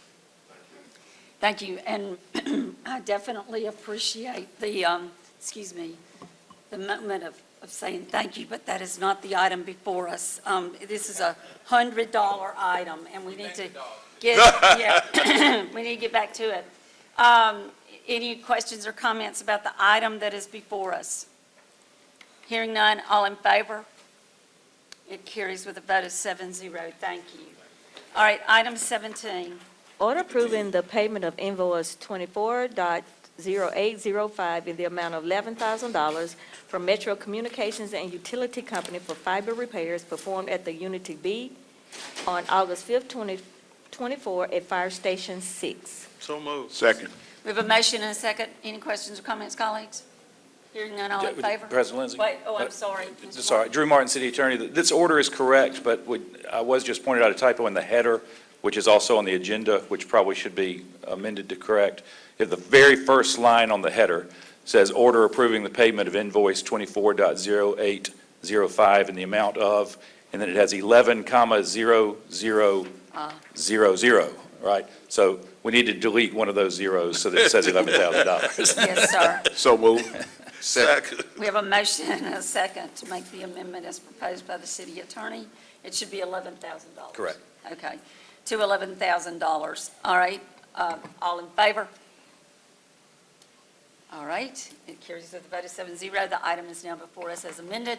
Any questions or comments? Hearing none, all in favor? Thank you, colleagues. We are moving on now to item, let's see, 18. that is 18. 18. Yeah, we're already at 18. All right, item 18. Order revising 2024-2025 fiscal year budget for the Department of Human and Cultural Services. So moved. Second. We have a motion and a second on this item. Colleagues, any questions or comments? Hearing none, all in favor? Carries with a vote of 7-0. Thank you. Item 19. Order Hey, au- hey, 19? Yes, ma'am. Order authorizing the mayor to execute a price supplement agreement with TransUnion Risk and Alternative Data Solutions, Inc. to provide investigative software to be used by the Department of Planning and Development Community Improvement Division. So moved. Second. We have a motion and a second. Any questions or comments? Hearing none, all in favor? Carries with a vote of 7-0. Thank you, colleagues. Item 20. Order amending the fiscal year 2025 budget of the Department of Public Works Solid Waste Division. So moved. Second. We have a motion and a second on this item. Colleagues, any questions or comments? Yes, ma'am. Okay, Mr. Foote and then Mr. Hartley. Okay, thank you, Madam President. My question is, on the item numbers, the funds that are, the money's being transferred from, can you tell me what those funds are? Okay. So here, I've just been handed something that says we're taking the monies from tractors, and it's going to other professional services. And then we're taking money from contingency, and then we're taking money from automobiles, and then from automobiles to go to motor vehicle repairs and then data processing. So what are the other professional services that the first item, the money taken from tractors, how many tractors, operational tractors do we have? Lakeisha Weathers, Solid Waste. Operational tractors, we have one, but that tractor line is for equipment, not necessarily just for tractors. It's just equipment, it's the equipment line. How many tractors do we have that are deadline, not operational right now? We have one tractor warning. We have 4 tractors that are not operational. Well, I got a problem with taking, if we got 4 tractors that are not operational, we need to have money going into repairing those 4 tractors. There is money in the line to repair. Well, that line that you're speaking of is for purchase, not repair. Okay, That's the point of us moving funds to the repair line so we can cover repairs and outstanding invoices. so the other professional service is for repairs? The other professional services is not for repairs. That is for our, part of our contract for development of the sale, So for the development, for our contractor for development of the sale at the landfill. oh, the development of the cell? Sale, For the yes, sir. landfill, Yes, sir. I see. But then we're turning around and we're putting money into motor vehicle repairs. Does that include tractors? We're taking money from the purchase line to put money into the repair line, so we can cover repairs Okay. for all equipment and invoices for other pieces of equipment that have already been repaired. Okay, well, if you could keep us abreast of the tractors, that's really, if you can get 5 tractors and 4 of them are deadline, that's not a good thing. Yes, sir. We need to be focused on fixing the equipment we've got. Thank you. Mr. Hartley and then Mr. Mayor. Thank you, Madam President. Yesterday, I think we asked a question concerning a piece of equipment used to develop the sale at the landfill. What type of equipment is it? How much it's going to cost? And Which piece of equipment? So we have the dozer, and then we have the track hoe. So the goal there was to purchase equipment, and we were planning to purchase that equipment on lease purchase. Okay, and so would that delay the development of the sale? No, that is the point of doing the contractors, Okay. of And, going through the contractors. okay, so we're going to, and the other question I think I asked is, do we have any just kind of rough estimate as to when the sale could be completed? Well, the sale itself is complete. We're developing the road now. You're talking about the new sale? Yes. Yes, sir. So we're developing the road now. Okay. We're completing that process. It should be complete next week. Okay. Then Neil Schaefer and MDQ will have to come in and give us the go. So a projected time, a couple months? 2 weeks. No, 2 weeks? 2 weeks. So we'll be back in business in 2 weeks. No, sir. Okay. You asked me about the sale. When will we be open for business? So it's going to be difficult to open until we get those pieces of equipment in, purchased. Timeline for that, I don't want to give you a timeline that you're going to hold me to. I don't. And we will be operational for city business, but as far as open to the public, it's going to be difficult until we get that equipment in. And we are losing, I imagine, a substantial amount of money as long as that is not operational. Because if we are, the city, you said we have the capability of taking the waste from the city to the landfill, or when will that happen? No, I did not say that. Okay. I said, once we get the sale open, we will be able to take some small debris from city departments, just in case a storm comes through or something like that. That's what I'm saying. So just trees and that type Yes. stuff? The whole goal of getting the landfill back operational, Councilman Hartley, is to make sure that we have the proper pieces in place so we can actively run that landfill. That would be our scales and the equipment and staffing. So we are working towards that. If you want me to give you a timeline, I can say 3 to 4 months for us to have all of that in place. And so for the next 3 or 4 months, the waste that's generated by the city, we're taking it where? We are taking it to the transfer station. That's a waste management transfer station? Yes. What's the tipping fee there? The tipping fee, Pardon? yes. What is the tipping fee there? The tipping fee is $31.23 per ton. Okay, so every ton that we cannot dispose of our landfill, we have to take it some other place. Well, I mean, in reality, you're saying about the generation of revenue. City departments do not pay to use our landfill, so we're not recouping any revenue from that disposal either. But we're saving money. We need to get back to the item sorry. that is Go- before go- us, and Yeah. I've been very lenient, Mr. Hartley. And I appreciate it, Thank Madam you. Chair. Again, Yes. this was all along the line of our budget and solid Okay. waste and the management of that Yes, money. sir, thank you. All right, Mr. Mayor? Yes, I just, going back to the original question with regard to this service line, the transfer, the reason you were kind of hesitant to give a timeline is because the procurement is not within your personal Yes. control. Okay.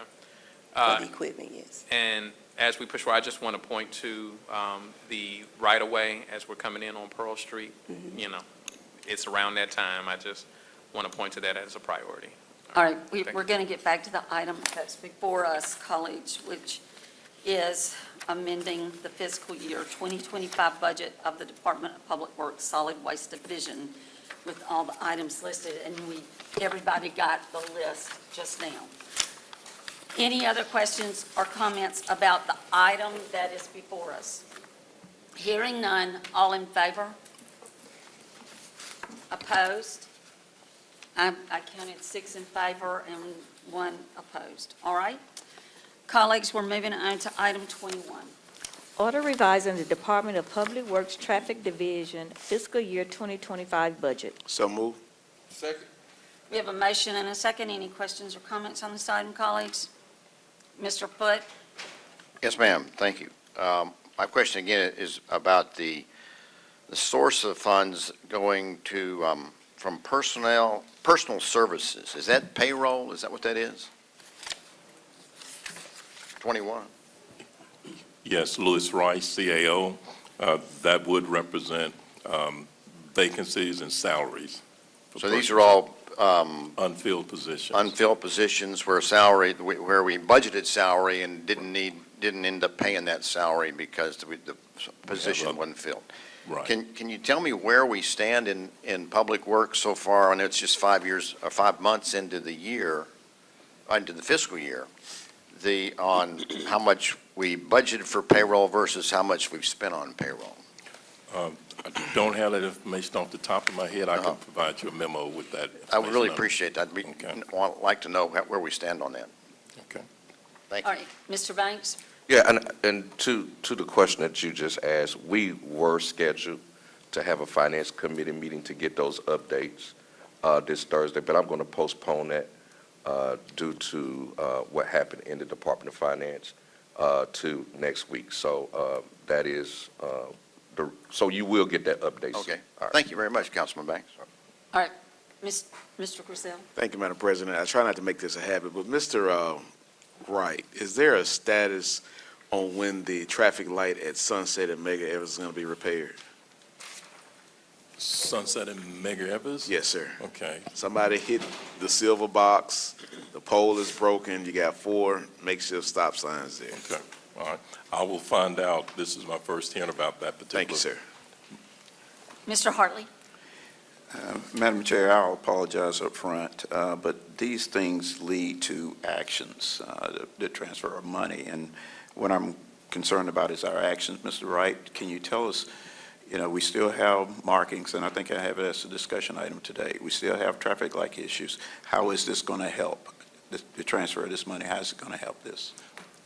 The transfer of these funds will help with those emergency items that we've experienced over the last several weeks with people hitting traffic signals. And we have to get those traffic signals back up, something that we didn't budget for, so we're using those funds from unfilled vacancies to help repair those lights. Thank you, sir. Okay. Question. Yes, sir, Mr. Stokes? Mr. Wright, can we not, some of these companies come and do the work and we pay them later, or some taking the hard line? The reason I ask, because from the situation that Councilman Griselle is speaking of, look like it maybe happened over the weekend, but it's something that you mentioned, it. People running over these poles and knocking everything out, and then people coming out that Delta going up 49 Highway, and some people not stopping. It create issues for safety. Can we get the companies to come in and make the repairs? You talk to members of the council, look, we're trying to get these companies, they got to get paid. Can we agree that we are past this so we can pay them? Because we can't wait till the council meet and approve it, then try to get them out to make the repair. They got to come. Right. As though we had our own employees that we'll get again one day. We are working with all the, necessary means in terms of getting these traffic signals repaired. What you see on the agenda are some that have already been repaired. These are new ones that Councilman Griselle mentioned. We've already started the process of getting contractors there to make those repairs, but a temporary fix is to put the stop signs there. So that's why we have stop signs there until they can mobilize and get their crews over there to take care of the problem. Thank you. Thank you, Madam President. All right, sure. Thank you, Mr. Stokes. All right, any other questions or comments on this item? Hearing none, all in favor? 7-0. Item 22, Order reviewing and continuing August 29, 2022 state of emergency. So moved. we have a motion and a second. We did discuss this a little bit yesterday. We're essentially waiting on some additional funds to be reimbursed, right, Mr. Mayor? All right, any questions or comments? Hearing none, all in favor? A vote is 7-0. Item 23, Order reviewing and continuing state of emergency. So moved. Second. we have a motion and a second on this item as well. Any questions or comments? Hearing none, all in favor? The vote is 7-0. Thank you, colleagues.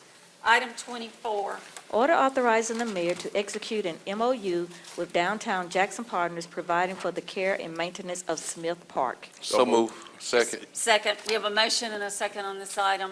Colleagues, any questions or comments? We discussed it yesterday in work session.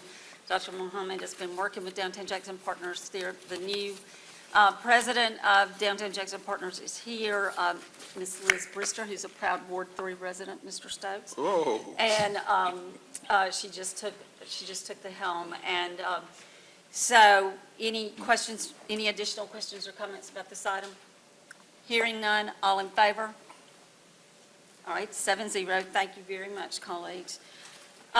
Colleagues, we almost have as many discussion items as we had agenda items, and so hope y'all are ready. We're moving right into discussion. Mr. Stokes, you have the first one. It's 221 Stillwood Drive. Thank you, Madam President. This is a somewhat sad story. This address is a young lady who bakes from her home, and her daughter got sick in Austin, Texas. And she did like most mothers would do. She went to Austin, Texas, to try to take care of her daughter. While she's gone, homeless people have come into the house next door to her, and they stealing her lights, her water, and everything else. So she called, trying to get some help. It's a good neighborhood. It's right there off of Hanging Moss. But this problem with homelessness, they're traveling from the interstate and they're coming into these neighborhoods down Northside Drive. So we're hoping that the police department and planning and everyone else can go on Stillwood Drive and help us with the homeless problem we have over there. Most mothers, 99.9% of the mothers, gonna go and take care of their babies. Now, I don't care how old they are, the baby can be 30, 40, that's still their baby. And so for her to pick up and go to Austin, still pay taxes in Jackson, and then for people to steal her water and lights and all of that is absolutely wrong. And that's what we put that on agenda for. All right, thank you. Yeah, Mr. Mayor? I would just ask, Councilman, if you could send something or have your office send something. I don't see JPD in the room. I just want to make sure that they get the message of that, so I don't want to forget. Thank you. All right, Mr. Stokes, you have the next one as well, Mary Jones. Thank you, Madam President. Madam President, back when Dale Danks was the mayor, Mary Jones was a community center. And from a community center, it moved toward early childhood. Early childhood has been removed, and I'm hoping that we can consider Mary Jones as a community center again with a computer lab. You know, most young people are computer knowledgeable, especially with schools. But in some of these poor neighborhoods, there are no computers in the home. A lot of them go to the libraries, but we're having problem with the library out of too cold.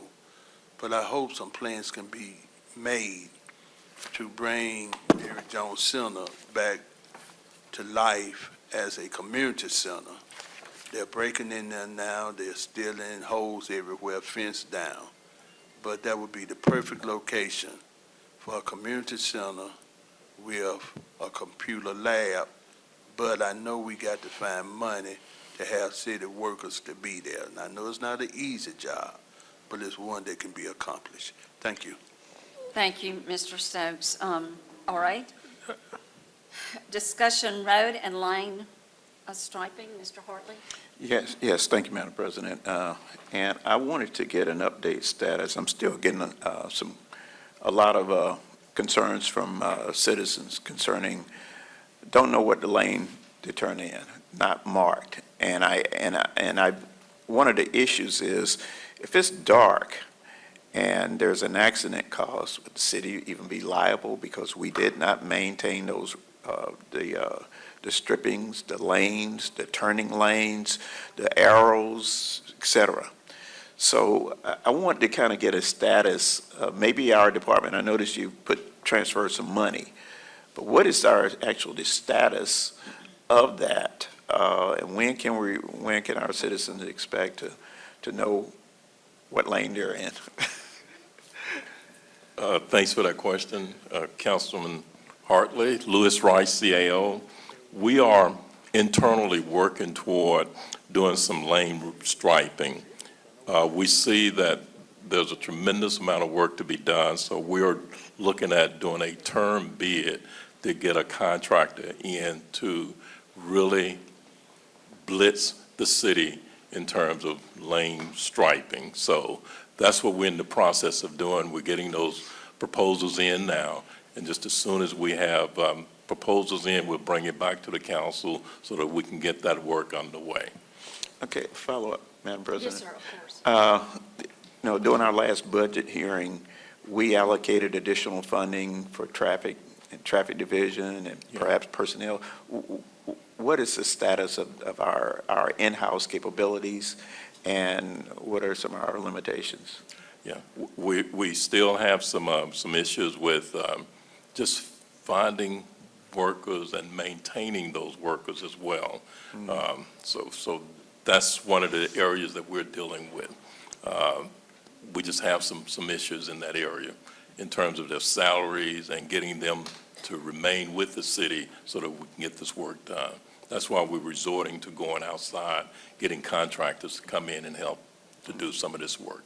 Because I know we had some approvals there, and the request was made by Public Works that, hey, this is what we're going to need. I think we had, in addition, we had some folks that could work on traffic signals. Is that correct? We have hired some. They're being trained now, but we can't wait for them to get trained on that complicated control boxes and all of that. That's why we're using contractors as well. Okay, any particular, I guess, estimated time we could look at maybe road stripings around the city? I know you said there's a process. You have to go through the term bids and advertise and a council approval, and there's some bureaucracy involved, but just know that, we have potential liabilities here as well. We understand that. Thank you, sir. Thank you. I would say. Mr. Mayor? Yeah, just add that, if we're putting them out for bid at this point, then it shouldn't be, I think, 2 to 3 months in that process at worst. So I'm just trying to give you the furthest ends of that estimated time, but that's approximately how much time it takes to, put it out, get, assuming that there are no problems with the bids we receive, award a contract and start. Thank you. Madam President. Thank you. Mr. Stokes? Thank you, Mr. Mayor. Dealing with striping, there have been plans on Beasley Road to make some improvements. And we discussed it one time in City Hall about the widening and other things. Now the county has paved the street. Is that going to stop the city from the improvements they want to make? No. But we don't have to tear the street up? We're gonna tear the ground up, the dirt that's next to it, so we can expand and add to what's already been paved. So they're widening the lane, so they shouldn't be destroying the road. They don't have to, this wouldn't be a circumstance where they have to mill down. They're just adding more dirt to the side so that they can widen the lane and create a cross. I think there's gonna be a crosswalk. It's supposed to be a safety thing for all of the children that are walking to Callaway High School from the residences over there. Normally, there is a law that the county should check with the city before they come in the city and do some things.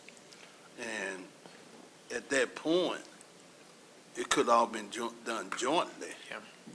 Like it should have been, because.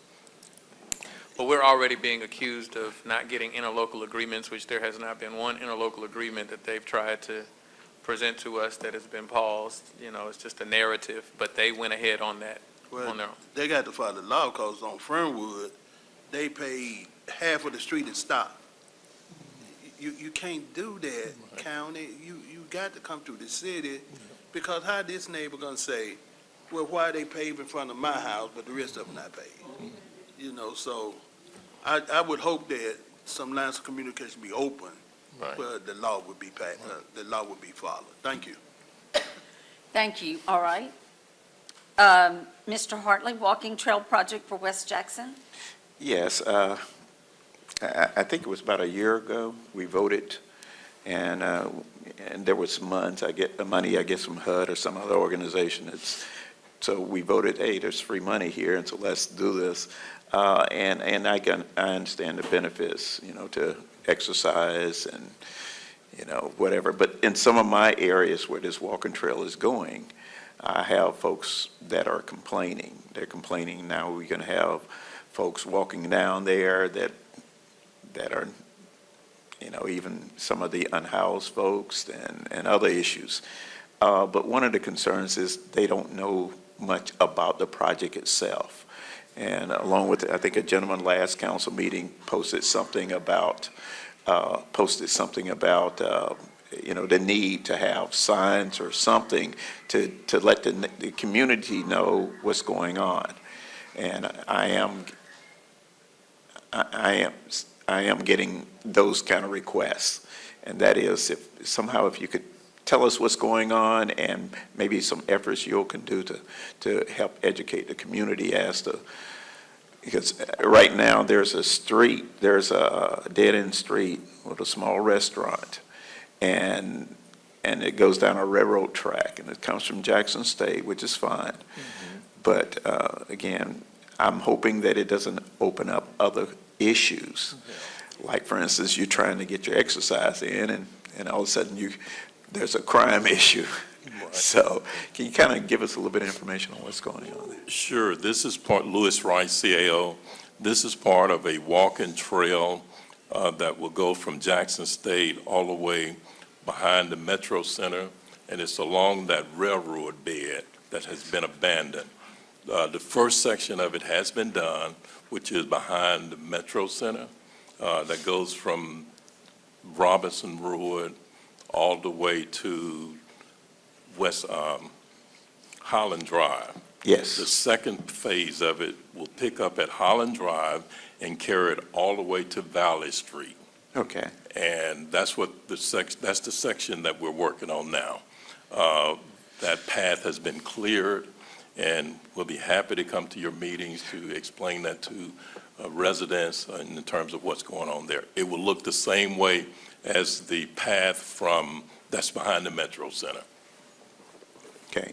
And the whole plan is to connect this walking trail that's all the way to the two Mississippi museums, Riverside. It will go from that point all the way to, I think, we're trying to carry it to Buddy Butts Park. Okay, and I understand and I appreciate that. Now it's going into some of the residential areas. Yes. So the citizens obviously have questions. The area behind the Metro Center is an open area. Right. A lot, not shaded by trees, there are no houses around, and that's an easier route for someone to have exercise. But now that you're cutting through some of the neighborhoods and more populated areas, that may And it's on that south side of the Aberdeens, the Macon streets, the Carlin streets, the Hattiesburg streets, and where Jackson State's warehouses are located. It's going to pick up that section as well. And it's going to terminate at Eddie's Fish House. Well, perhaps we do need to maybe have a town hall or something to explain all that to the citizens. Thank you, sir. Thank you, Mr. Hartley. Mr. Banks, do we need to discuss item 29 in executive session? Yes. All right, I'll hold that one till the end.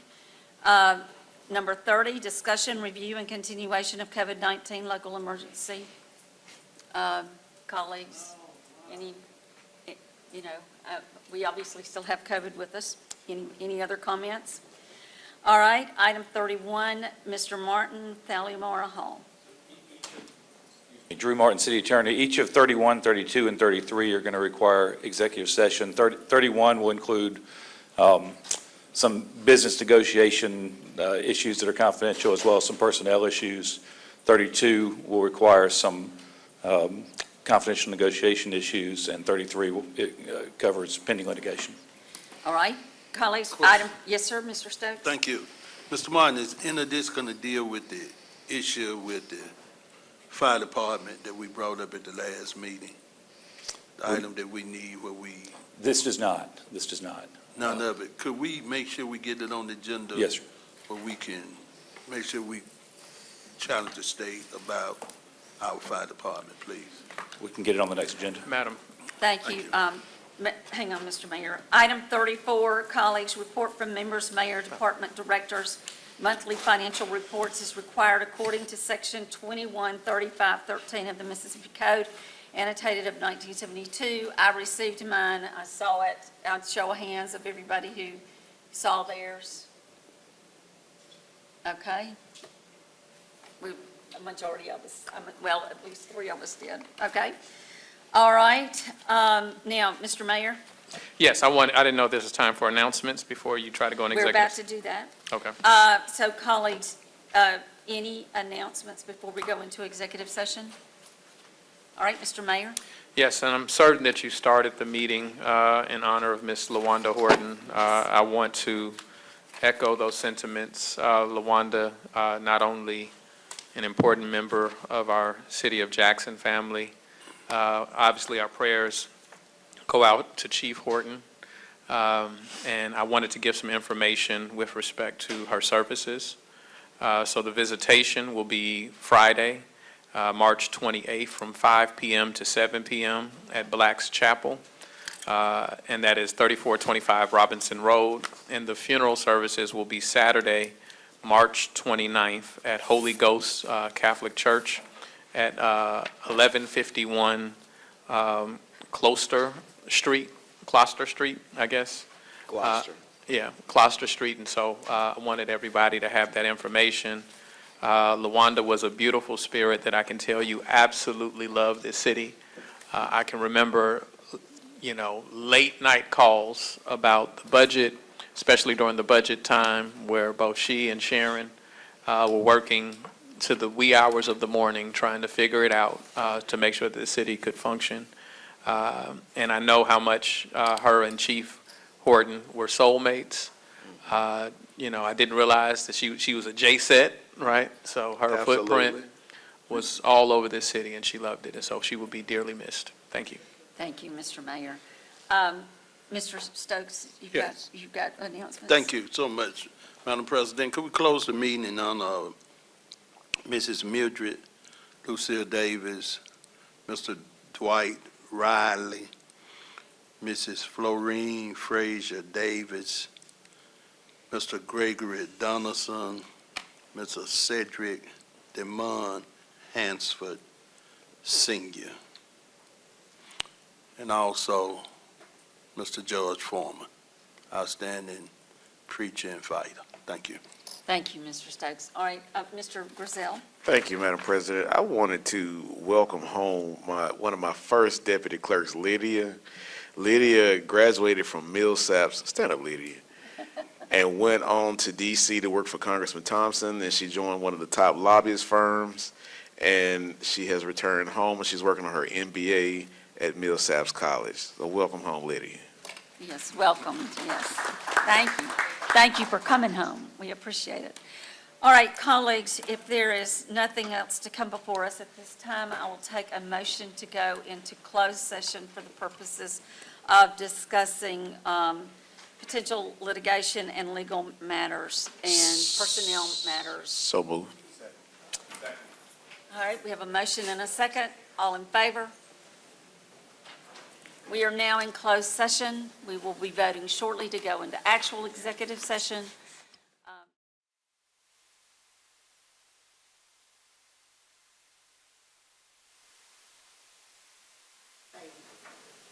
Test. All right. We are now out of executive session. While we were in executive session, no action was taken. Is there anything else to come before this body at this time? If not, this meeting is adjourned.